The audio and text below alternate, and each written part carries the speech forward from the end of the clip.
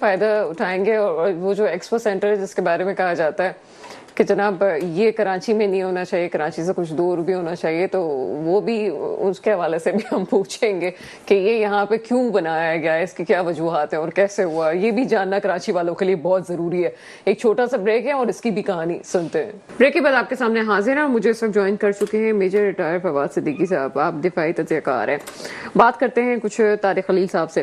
Brigadier صاحب, ہم expo centre کے حوالے سے بات کر رہے تھے, تو آپ نے جہاں پہ اتنے زیادہ حوالے دیے کہ آپ مختلف جگہوں پہ پوسٹ پہ رہے ہیں, تو ایکسپو سینٹر کی کیا کہانی ہے وہ بھی آپ کراچی والوں کو بتائیں, اس کے بعد ہم آگے. دیکھیں اس کی کہانی یہ ہے کہ 70s میں یہ جگہ ایک جنگل ہوتا تھا, ٹھیک ہے, تو بعد میں سیوک سینٹر بنا.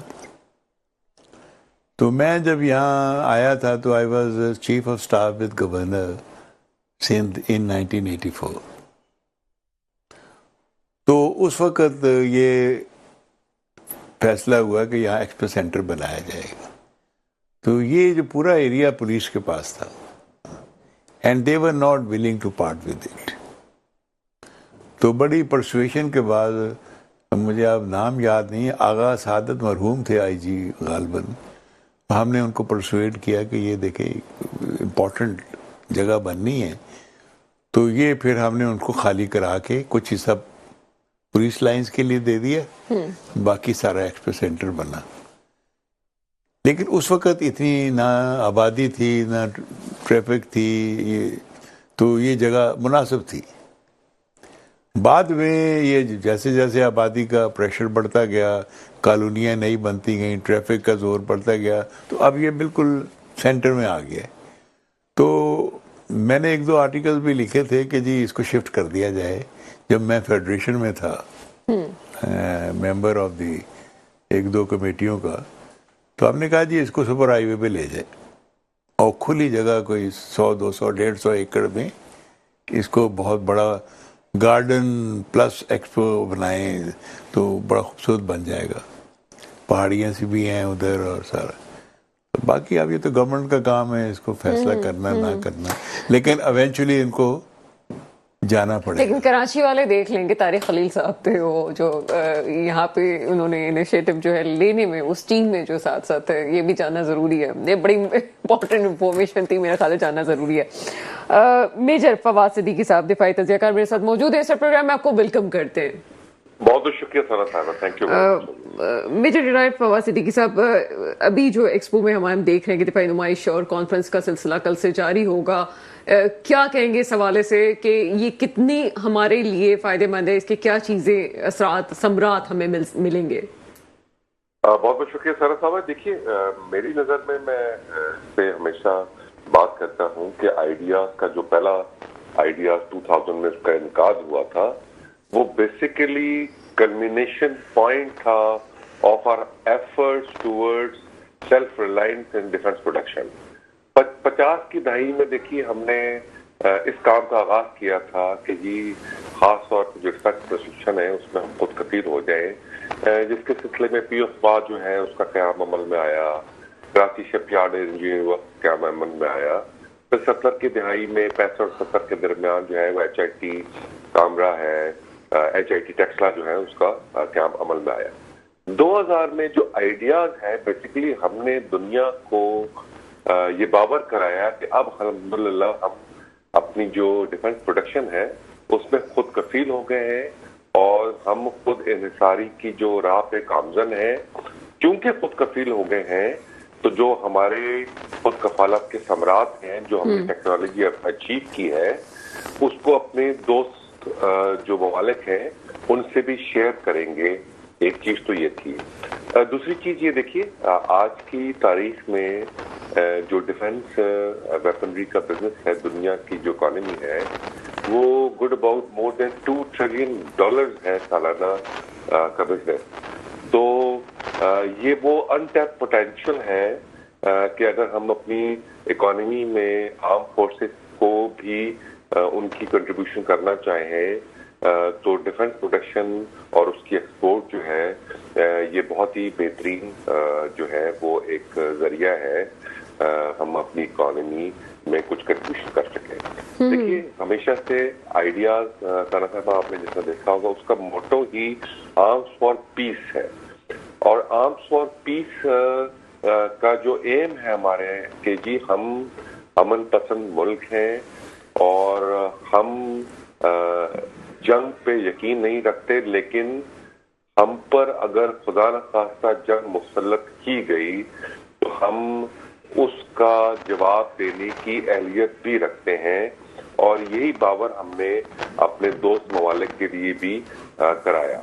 देखिए, आइडियाज का जिस तरह आपने बड़ा सही निशानदेही फरमाई कि आइडियाज एक फोरम है, तमाम दुनिया के जो डिफेंस रिलेटेड जो डिपार्टमेंट्स हैं उनको एक जगह पे इकट्ठा करना, technology sharing, idea sharing, information sharing, और इसी तरह आपस में कोई कोलैबोरेशन अगर होती है उसकी मद में हम जो है इस पे बात करते हैं।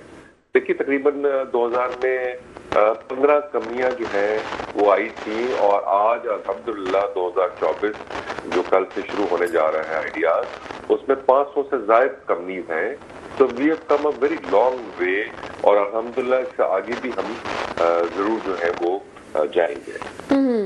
फवाद सिद्दीकी साहब, जहाँ तक मैं आपकी बात को समझ सकी हूँ, हम नाजरीन के लिए और उसको थोड़ा सा आसान कर लेते हैं कि नेटवर्किंग जो है वो एक मेन फोकस है इसका, जो है ये तमाम एक्सपो का।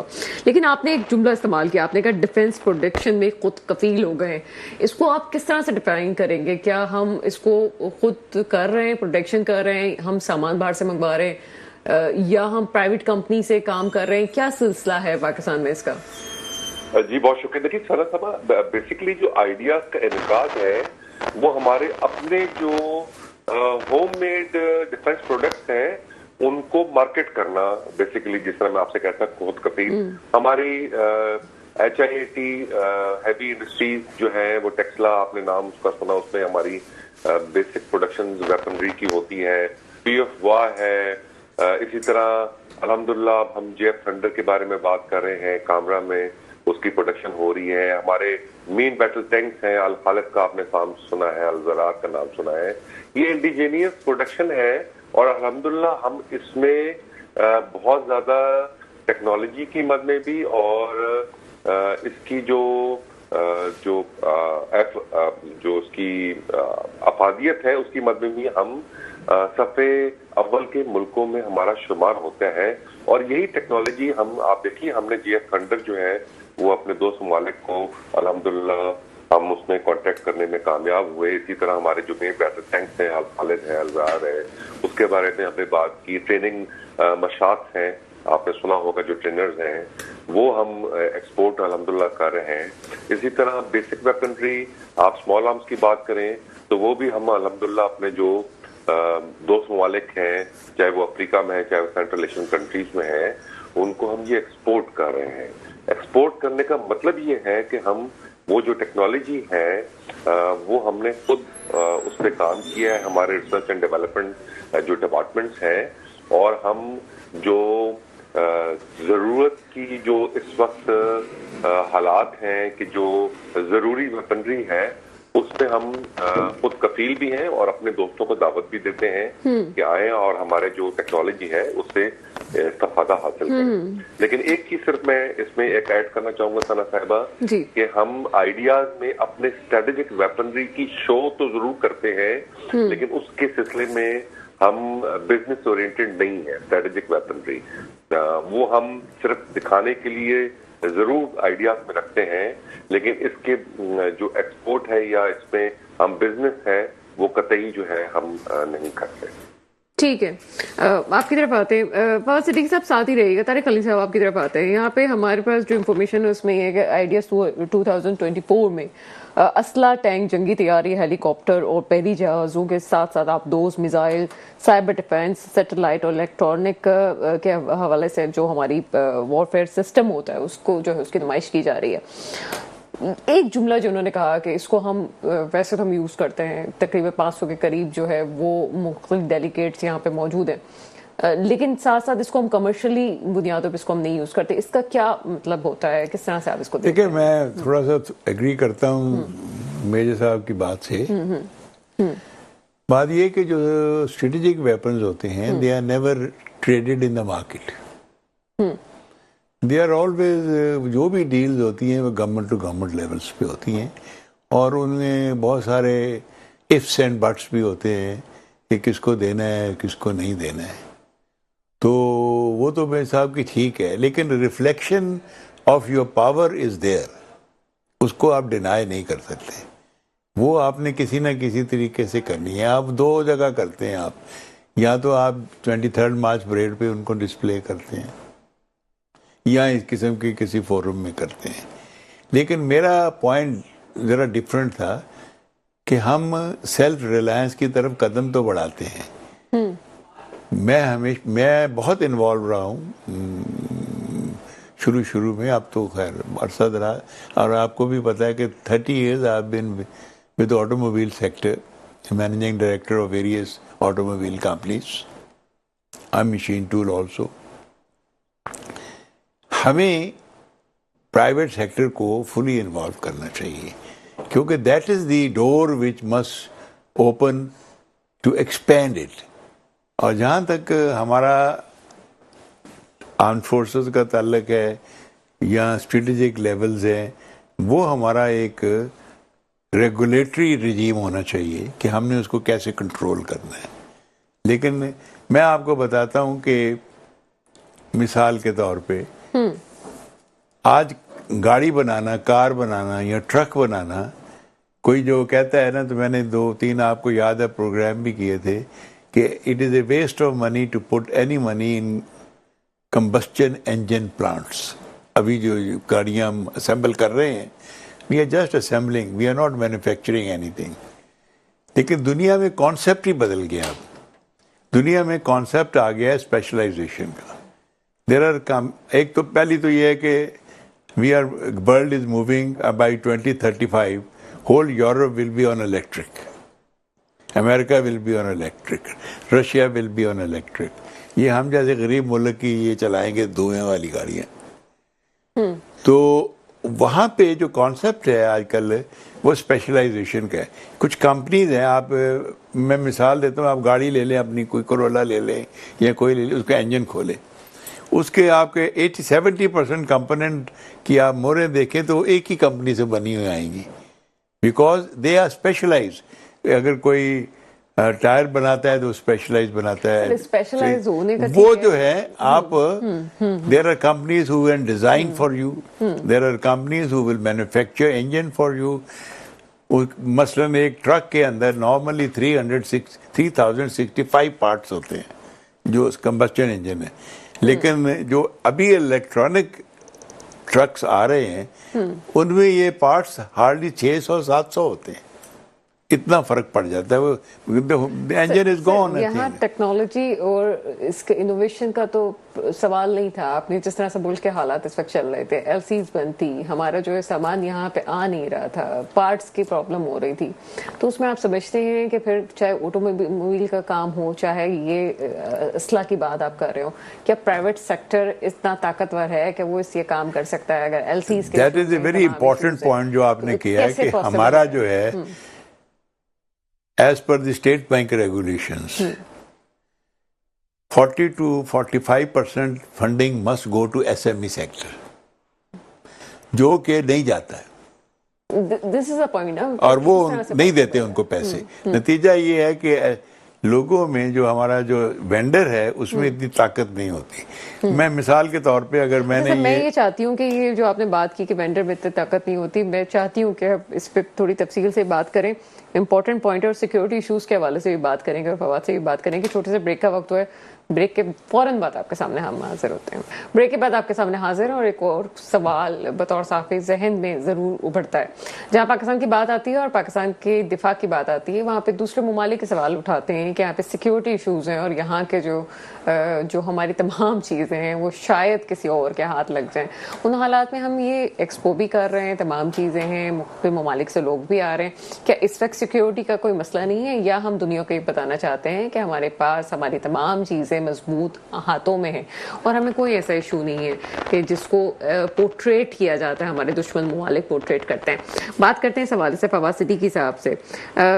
मेरे साहब क्या समझते हैं इस वक्त कि एक तरफ तो ये प्रोपेगेंडा होता है कि पाकिस्तान में शायद सिक्योरिटी के खदशात हैं और हमारी तमाम जो दिफाई आलात हैं वो सिक्योर हाथों में नहीं है, दूसरी तरफ हम ये एक्सपो भी करते हैं, दुनिया को दिखा भी रहे हैं। इस पॉइंट ऑफ व्यू से आपका क्या नजरिया है?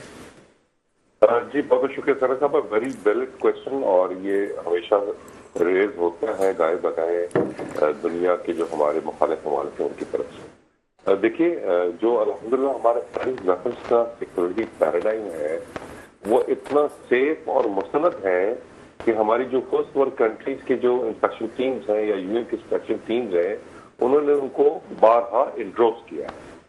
इसकी तफसील में मैं कुछ ज्यादा जा नहीं सकूंगा due to the you understand के नेशनल कंस्ट्रेंट्स हैं, लेकिन आपको मैं बताऊं कि जो सिक्योरिटी का दम भाने वाला हमारा पड़ोसी मुल्क है, आप देखिए किस किस्म की सिक्योरिटी है कि वो मिसाइल फायर होता है और वो घूम फिर के उनको पता भी नहीं है, वो हमारे सरहद क्रॉस करके हम पर आ जाता है और वो फिर जो है माफी तलाफी करते हैं। इसी तरह आपने बाहर देखा यूएन की इंस्पेक्शन टीम ने वहाँ के जो न्यूक्लियर वेस्ट मटेरियल्स हैं, यूरेनियम्स हैं, उसकी जो ब्लैक मार्केट में स्मगलिंग है वो हमारे पड़ोसी मुल्क की तरफ से हो रही है। तो देखिए, ये जो आइडिया कराने का मकसद है वो जरूर ये बावर कराना है कि जी हम अपनी डिफेंस प्रोडक्शन में जो हमारा सिक्योरिटी पैराडाइम है उसको भी हम मलूज खातिर रखते हैं, क्योंकि देखिए इस दफा इससे पहले भी जो 2022 में हुई थी और इस दफा भी हमने वो स्टॉल्स भी लगाए हैं कि जो एआई रिलेटेड हैं और जिसमें हम बात कर रहे थे टेक्नोलॉजी की, कि जो हमारा आर&डी डिपार्टमेंट हैं जो under umbrella SPD strategic planning division काम करते हैं, उनके स्टॉल भी लगे हैं और दुनिया को बावर कराने के लिए है कि हम तो खुद तो जो हमारा सिक्योरिटी पैराडाइम है हमारे स्ट्रेटेजिक वेपन्स का वो बहुत ज्यादा सेफ हाथों में है और हमारी टेक्नोलॉजी अब इस हद तक हमने उस पर काम किया है कि हम वही सिक्योरिटी पैराडाइम हमारे जो दोस्त ममालिक हैं उनको भी शेयर करने के काबिल हुए हैं। लेकिन देखिए, मैं आपको जो इसमें थोड़ा सा और ऐड करूंगा वो ये है कि देखिए हमने हमेशा से जो हमारे स्ट्रेटेजिक वेपन हैं वो हमारे लिए डेटरेंस का काम करते हैं। हमने उनको कभी भी, हमारी जो पॉलिसी है हम उनको इस्तेमाल का आज तक जो है वो हमने किसी चीज का इंतजार नहीं दिया और हम उसको सिर्फ डिटेरेंस के तौर पर यूज करते हैं। लेकिन आपको मैं बाहर जिस तरह बता रहा था कि जो हमारा सिक्योरिटी का पैराडाइम है as far as our strategic weapons are concerned, it has been endorsed by numerous agencies world over at numerous times. तो अल्हम्दुलिल्लाह ये जो इस वक्त हमारे मुल्क के हालात हैं सेफ्टी को मदद रखते हुए ये तो एक आर्टिफिशियल जो कैओस है वो क्रिएट किया जा रहा है हमारे दुश्मनों की तरफ से, और वो कभी भी नहीं चाहते हैं पाकिस्तान जो है वो इकोनॉमिकली स्टेबल हो और वो जो है वो आगे जो है वो कामयाब। बहुत शुक्रिया मेजर रिटायर फवाद सिद्दीकी साहब हमारे साथ मौजूद है। ब्रिगेडियर खलील साहब, अगर ये सवाल मैं आपसे ना पूछूं तो रचनेगी रह जाएगी, प्रोग्राम के आखिरी हिस्से में है। आर्टिफिशियल क्योस एक क्रिएट किया जाता है पाकिस्तान की सिक्योरिटी के हवाले से और यहाँ के जो हमारी चीजें दिफा के हवाले से, आपका क्या पॉइंट ऑफ व्यू है? देखिए, मैं हमेशा इस चीज का I have been dealing with it, ये part of 5th generation warfare है। अगर आप इंडिया का सोशल मीडिया उठा के देख लें और उनका स्टेट मीडिया उठा के देख लें, आपको 24 घंटे पता लगेगा कि वो क्या कह रहे हैं। वो हमारे जो आम आदमी है उसके दिल में एक डिप्रेशन, एक डिससेटिस्फेक्शन, एक डिजेक्शन पैदा करना है। मिसाल के तौर पे जी केपी गिल तो हाथ से चला गया, तो बहुत सारे इनकी वेबसाइट पे मैं रिमार्क्स भी दे देता हूँ और उन पे काफ़ी सारे फिर काउंटर रिमार्क्स भी आ जाते हैं।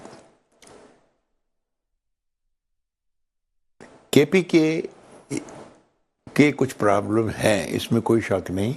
جب ہم نے ان کو آپریشن کے بعد کلین اپ کرایا تھا ٹیررسٹ سے، تنظیموں سے، اس کے بعد جو ہم نے اکنامک ڈیولپمنٹ کرنی تھی، جو وعدے کیے تھے سول ایڈمنسٹریشن کو لانا تھا، وہ ہم نے نہیں کیے.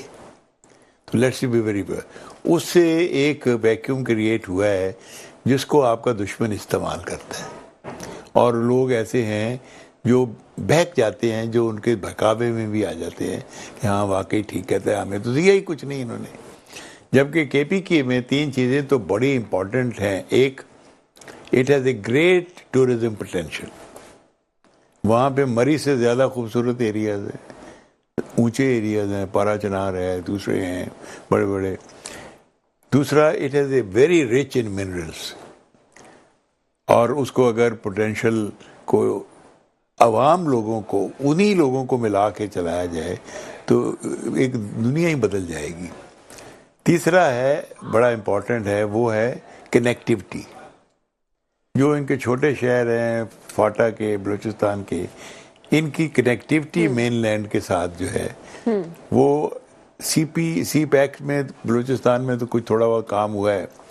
مجھے یاد ہے برسوں ہم NOC نہیں دے رہے تھے to make the road from Karachi to Gwadar. I think 35 سال ہم نے وہ NOC نہیں دیا. یہ ہمارے پاس ریسورسز نہیں ہیں، we can not allow this road to be build. Eventually Pervez کے زمانے میں دیا. پرویز میں اس لیے کہہ دیتا ہوں کہ ہی از مائی روم میٹ اینڈ کوچ میٹ، تو عادت پڑی پریزیڈنٹ پرویز کہہ دیں آپ. تو وہ دیا تھا اور دیکھیں اس کا فائدہ کتنا ہوا. تو اب بھی میں کہتا ہوں کہ ان ایریا بلوچستان میں ڈیولپمنٹ کا جو پیٹرن ہے 18th امینڈمنٹ کے بعد بہت پیسہ پروونسز کو جاتا ہے، لیکن انفارچونیٹلی وہ گراس روٹ لیول پہ نہیں خرچ ہوتا.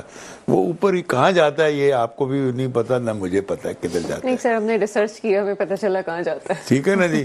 تو انلیس جو دیکھیں وہاں پہ 3 جنرل ضیاء کے زمانے میں جب رحیم الدین نے ٹیک اوور کیا ہے تو یہ ڈسکشن ہوتی تھی. بعد میں I was a staff officer, وہ جو گورنر سندھ لگے تو میں GHQ میں بھی ان کے ساتھ تھا. تو اس وقت بھی ہمیں یہ پرابلم تھا کہ بلوچستان کو ڈیولپمنٹ کس طریقے سے کیا جائے، کیونکہ it is a very vast area اور جو اس کی جو پاپولیشن سینٹرز ہیں دور دراز، کہیں گھر 100 گھر رہیں، کہیں 50 گھر رہیں، چھوٹے چھوٹے شہر ہیں. 4-5 بڑے شہر خوزدار اور دوسرے نکال دیں، کوئٹہ، تربت وغیرہ، باقی چھوٹے چھوٹے ہیں. تو ان کو کیسے، تو ہم نے یہ اس وقت جنرل صاحب نے، رحیم الدین نے بہت زبردست کام کیا تھا کہ لورلائی پشین ایریا کا سلیکٹ کر کے اس میں سینکڑوں ٹیوب ویل لگوا دیے تھے، تو جس سے پورا ایریا باغوں سے بھر گیا تھا، سیب کے باغوں. تو ایک ڈیولپمنٹ آ گئی تھی، اکنامک ڈیولپمنٹ. آج بھی لوگ یاد کرتے ہیں. بہت کچھ ہے آپ سے سننے کے لیے اور ہمیشہ پروگرام میں ایک تشنگی رہ جاتی ہے، کیونکہ نالج اور اصل چیز ہے کہ جو کنکلوژن ہے ان تمام چیزوں کا، کہ اگر سیکیورٹی کی بات کی بھی جاتی ہے، جس طرح سے بریگیڈیئر صاحب نے کہا، بیچے صاحب بھی کہہ رہے تھے، کنیکٹیوٹی، اور اگر وہاں کے لوگوں کو ہی اتنا امپاور کر کے ان کی چیزوں کو ٹھیک کر دیا جائے تو یہ سیکیورٹی والے کے ایشوز ویسے بھی اس میں ریزالو ہو سکتے ہیں. بہرحال